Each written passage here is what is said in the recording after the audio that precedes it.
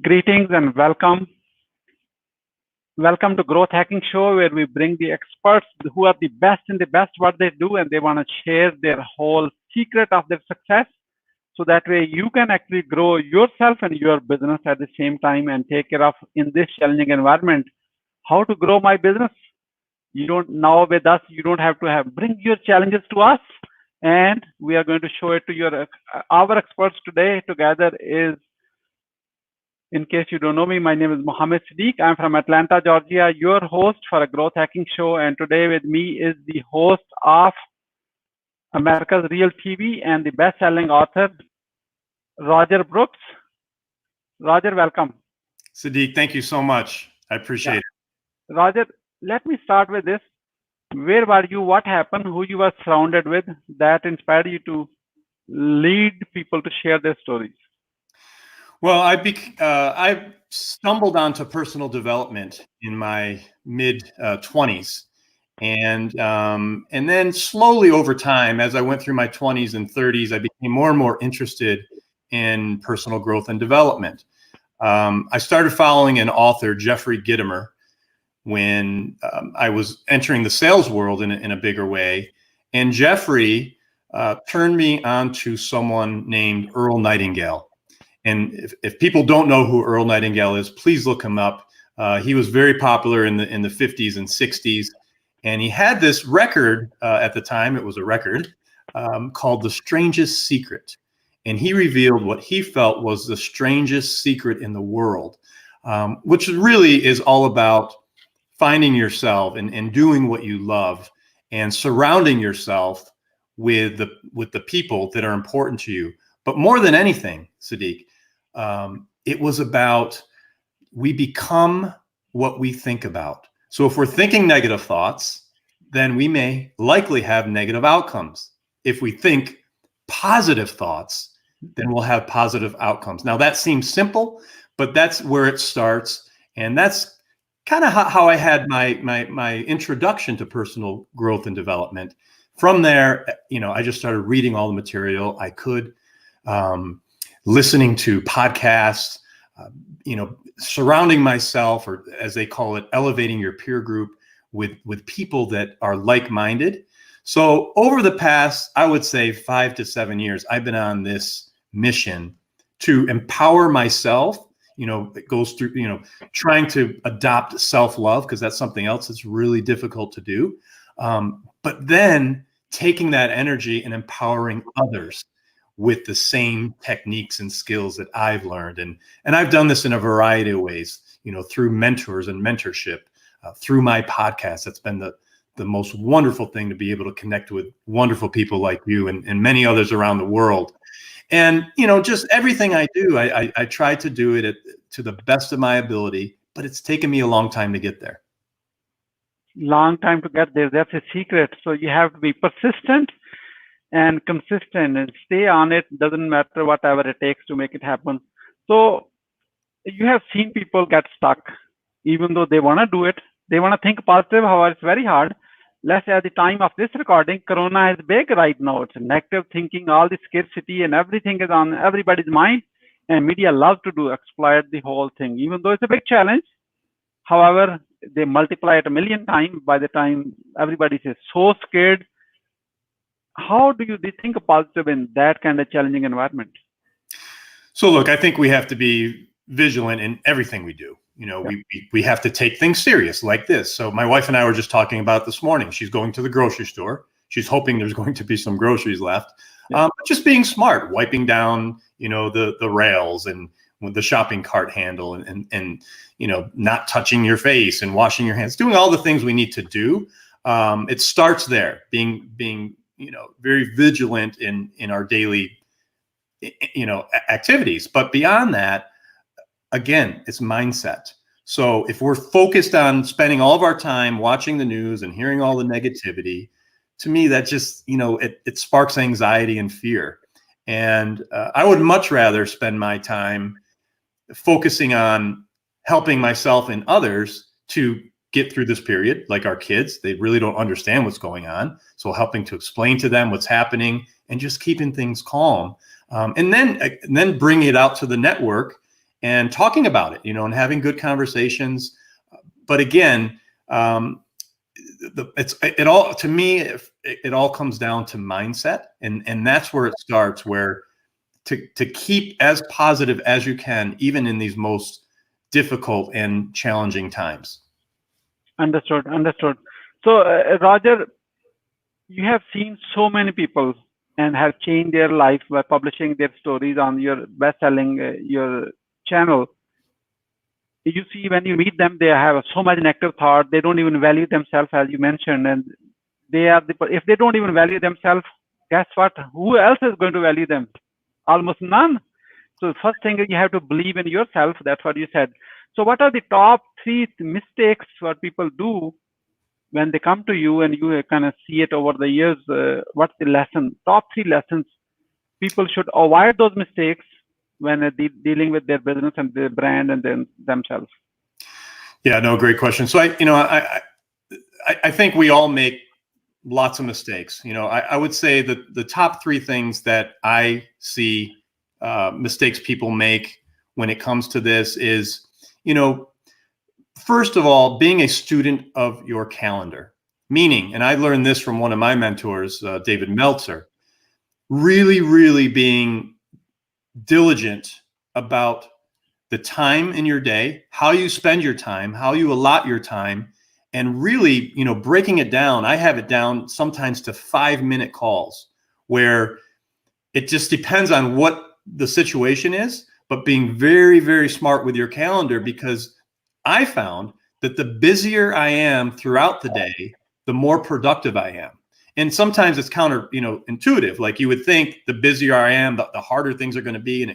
But for me, it's just been the opposite. And I've been able to pass that on to others and help others with that, including, people that I mentor and clients, in that if you can become a student of your calendar, then it will help you thrive in everything you do. And it also helps you delegate where you're not good. You kind of see where you're good and where you could use some help, and being able to, and delegating is great because you empower people. So, everything from, it starts with the calendar. If you think about it, all of our days we all have the same amount of time in our days, but if you're a student of your calendar, that could be one really important piece. And I think the mistake people make is not being a student of your calendar. Number 2, I would say accountability. And this goes across the board. Be accountable for your actions. If you tell someone you're going to call them, call them. If you tell someone you're going to send them an email by the end of the day or next Friday, follow through. And again, being a student of your calendar helps with accountability, because you could put reminders in. I find that many people have a very difficult time with accountability. But it is important, I think, when you're on the other side and someone is not being accountable to you, that you have to, in however way you do it, and I try to do it in a thoughtful way, but let them know, hey, we had an appointment set up. And look, I'm not perfect. I've been on the other side of it, where I have missed appointments, and that happens. So you just need to take accountability, apologize, be honest, and typically things work out just well. So accountability, student of your calendar. And then, the last one I would say is transparency. I believe people have a very, very hard time being their authentic self. I believe people walk around, and we've been conditioned to do this. It's not necessarily our fault, but since the time we're young, we're raised to be people that we're not. If you didn't want to be a doctor and your parents pushed you to be a doctor or a lawyer, you could grow up and maybe you love that career, but maybe you don't. So, and there's many, many other examples where people walk around with a mask, so to speak. Yeah. They're hiding behind themselves. They're hiding behind themselves. So that was one of the lessons, the biggest lessons I've learned through this, constant transformation that I'm in, just trying to be a better person or the best version of myself. And that's transparency. Be honest, be upfront. If you're not feeling good about something, tell someone. And this starts at home, by the way. You have to have I interviewed Dr. Khalid Sethi, who's from Pakistan, a neurosurgeon, about a year and a half ago. Amazing man. He talked about the importance of your core, meaning your immediate family, that you have to have that right first. So if you have a strained relationship with your mother or father or one of your kids or a spouse, you really, really have to try very, very hard every day to make that better. Because once that's better, once your core, and again, I've practiced this so I could talk about it. Once that's better, everything else changes. Your world opens up to where now your relationships, extended relationships, become more honest, because we all tell those white lies, right? And we know when we do them, and they're, sometimes I guess they're okay, but I try really hard not to even tell a white lie, because again, it's not being honest with yourself and to others. So it's all about energy, and those three things I feel. I've made those mistakes, and I see that a lot consistently with many of the people that I interact with. Oh, wow. That's amazing. Really, if once we can take care of all these one, everything else will come aligned what you want to actually achieve in your life. That's unlearning all that part. Be authentic to yourself, accountability partner, and be yourself basically. Can you do it on your own, all this, or you need, what are the top 3 success secrets then, or the successful people actually you have met? Because you just mentioned the doctor from Pakistan. That makes me so proud, because in case you're watching this, you don't know, I'm from Pakistan. Yes. So I love it. thank you. So, it's always a good feeling of someone from your countrymen, have a good name on international level with people like you. I'm so honored for this. Thank you so much. So what are the top 3 success secrets of successful people you found that's a recipe to their success, so we can model them for ourselves? Okay, now I'm going to talk about this, but it may be different than what people heard or what you may even expect me to say. Absolutely. Because these 3 things, again, I'm just talking about things that have helped me, and people have passed this down to me, so it's not my original ideas. Yeah. The first one is sleep. You have to get good sleep. What? If you do not get good sleep, you are not going to perform throughout your day. So it's a success secret that you need to have. Again, these are foundational success secrets. Yeah. It's not something that, but it seems so simple, right? Sleep. But if you really think about it, consistent sleep, and there are coaches to help people sleep, because guys like me and you who are, very, very busy throughout the day, and many other people around the world may not get good sleep. So it starts there. Having a sleeping pattern that's consistent, if you can. Now, in some occupations, it's difficult. I understand that, but if you could get that under control, that's really, really important. The second thing, again, you're going to say, what again, is diet. What kind of fuel do you put in your body? Because that fuel is going to affect everything you do. Everything you do. If you constantly eat processed foods and, fatty foods and carbohydrates, it takes a toll on your body, which takes a toll on your mind, which affects everything we do. So I would say, that would be number 2. And of course, you're probably looking for some business related success tips. For me, it's really about the foundational tips, because once you get those in place, then everything else takes care of itself. So I would say the third one is an extension of what I talked about earlier with taking care of your core, but really taking care of your relationships and building true relationships. There's so many wonderful platforms available to us today, like Facebook and Instagram, and now the one that we all love, LinkedIn. LinkedIn is the hottest platform, I believe, in the world right now. If you have a base of 1,000, 5,000, 10,000, 100,000 people in your network, connect with people. Those are, don't just let it be an avatar on the other side of the screen. Connect with people, build relationships, pick them up and call, send them a message, have a phone call. How can I help you? Be of service first. And I would love to extend into there a little bit, if you don't mind, Siddique. And that there, again, my mentor David Meltzer taught me two things with everyone.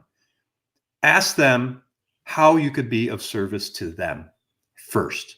If you're a salesperson, no matter what field you're in, don't try to sell someone something, especially day one. Build that relationship, because people will eventually buy from people that they like. So if you have a product or service that you're trying to sell, build the relationship first. And then the sale may or may not come, but the relationship is the most important piece, because you never know how that person may help you or you could help them over the course of time. So first thing is be of service. And then the second thing, which is very hard for people to do, and these are probably some of the business tips you're looking for, don't be afraid to ask for help. If you need help, do you know anyone who could help me with this? I'm in need of this. Do you know of anyone who could help me? Once you are comfortable and confident in asking that question, again, the doors open, because instinctively, people want to help others.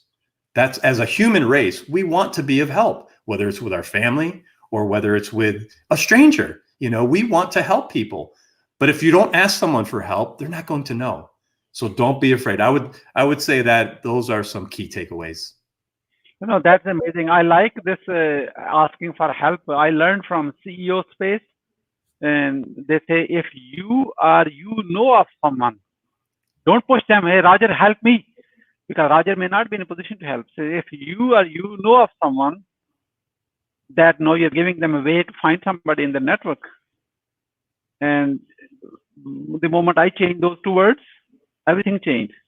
I love that. Now, if you know of someone, and then whatever the topic, be very concise. Don't write paragraphs.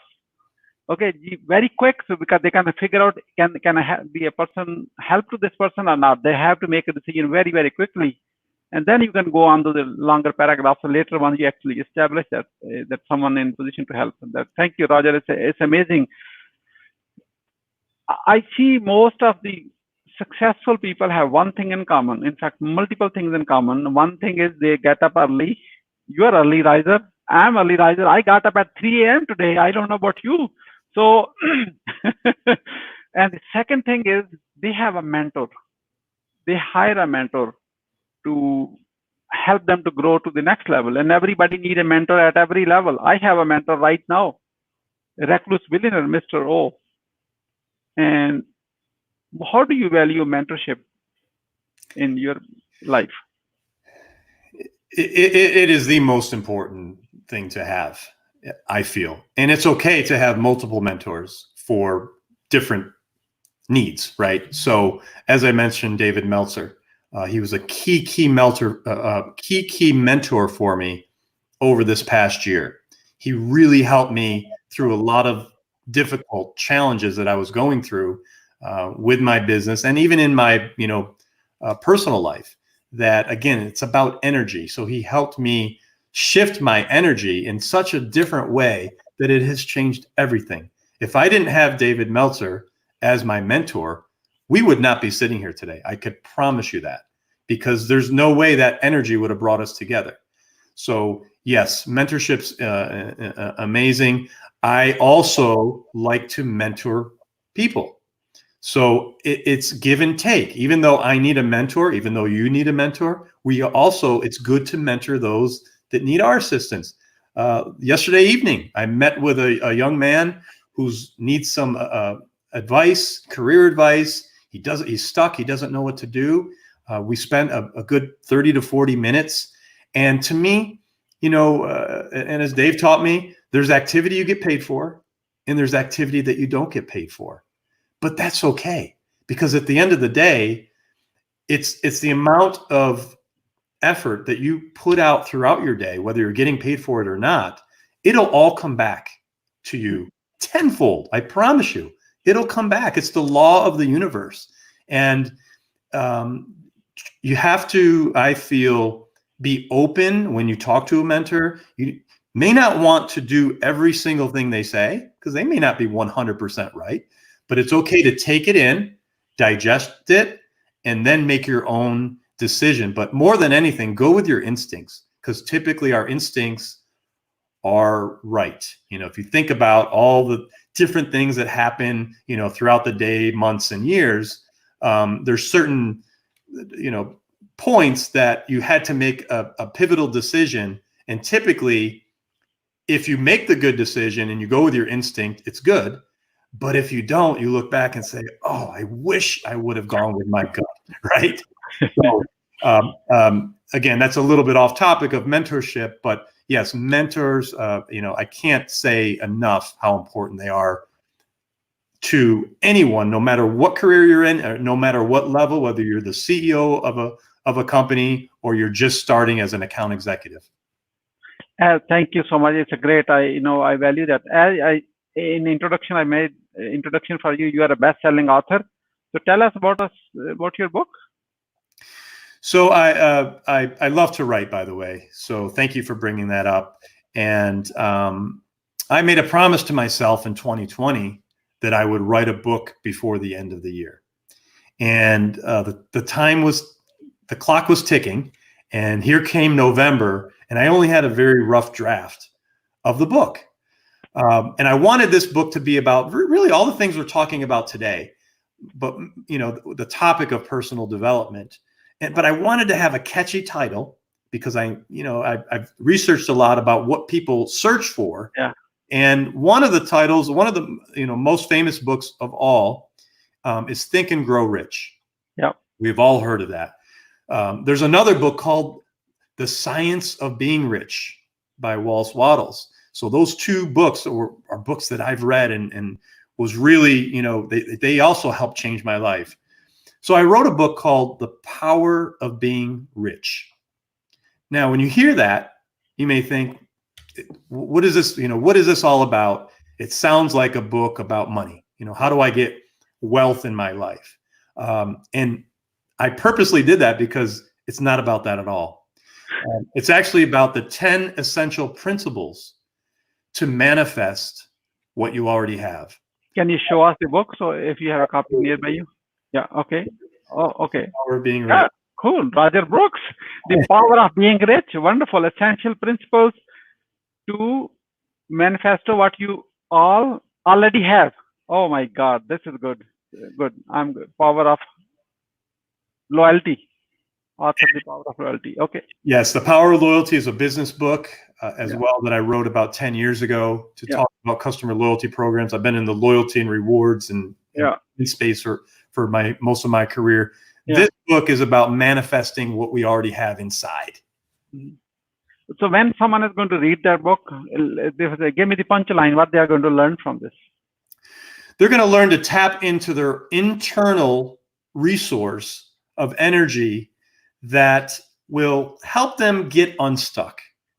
That's really what it sums it up. So, and again, I could only talk about this because I was there. So I put in the principles that I use to help get me unstuck, to be able to become a podcaster, to be able to be comfortable on camera, to be able to be comfortable with myself and who I am, and not be afraid or hide behind that mask anymore, trying to be someone that I'm not.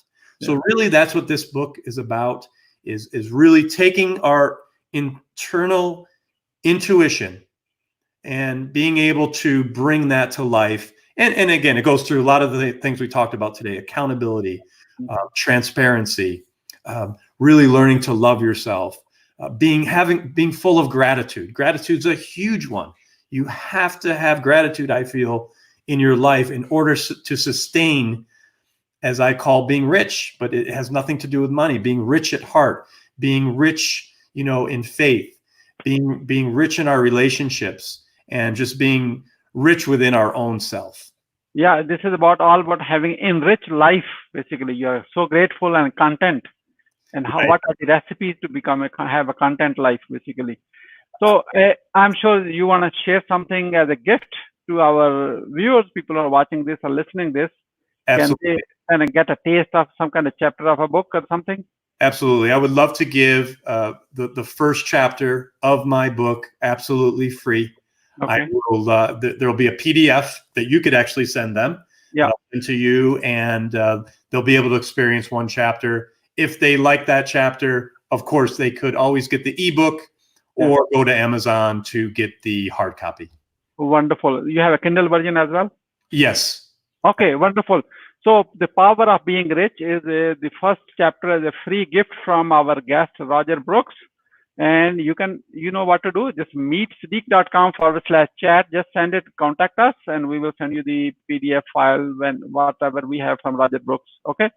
So that's simple. Thank you so much for the gift. I'm really honored for this. In fact, people will love it because everyone to be rich, thinking wise rich, clean up this junk from here, what you have been thinking negative, because it's not your fault, because we have been everybody pushing so much negative here to sell them their fear, and TV is trying to sell them their own ads. Basically, they want you to keep watching the TV. That's what the negative stuff sells. So as per Roger Brooks, being rich, you have to get rid of all the negative stuff. That's why you want to create a room for the positive stuff, and plus apply the other successful principles, what has transformed our guest life, and he wants you to do the same for yourself. Then starts with claiming this free gift. You have nothing to lose. Come on, meet Siddique.com/chat.